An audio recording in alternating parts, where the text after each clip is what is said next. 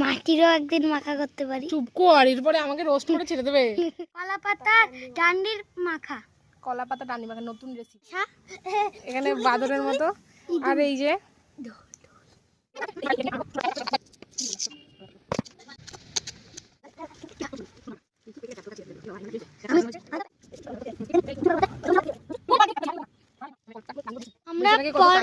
আমরা পরের ব্লগে বাঁশের গোড়া আরো মাখা করব, সেটারও ভিডিও করে তোমাদের সাথে দেখাবো। আর তোমরা কি মাখা করে খেতে দেখতে চাও সেটাও বলো।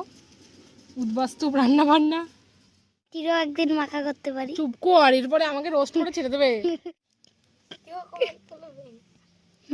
এই যে সুন্দর দুটো লেবু পাতা আনা হয়েছে, এগুলোকে এখন মুখে মাখবো আমরা।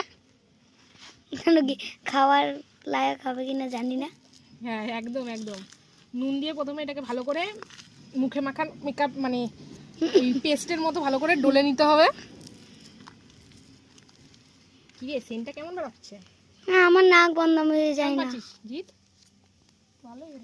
এরপরে আরও একটু ভালো মাখার জন্য এর মধ্যে আমরা দিয়ে দিয়েছি সব থেকে টক জাতীয় জিনিস, যেটা দেখলে সবার জিভে জল আসছে। আশা করি আপনাদেরও আসবে। তার শুধু খাটাচ্ছি আর এ শুধু বসে ফেন্দারামা করছে। এই যে এখন গাইস আমরা মরার জন্য রেডি। এই বাদ দিবি না, চড়া জিনিস ভালো, তিনটে জিনিস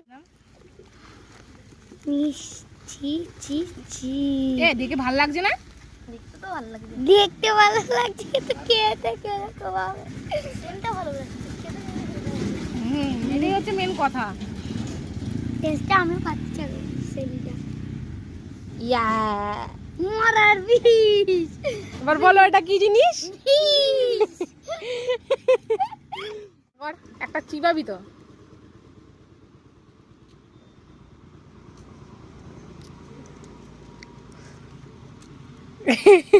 সত্যি মা গেছে খেয়ে দেখ কিন্তু চিবানো যাচ্ছে না। চিবা তো কেমন লাগছে? ভালো। এবার আমিও নিই, ওরা মরার জন্য আমাকেও বলেছে ভালো করে ঠেকি ঠেকে।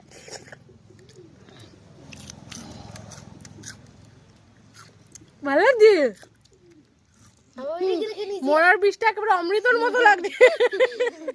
কিন্তু চিপে ফেলে দিতে লাগবে।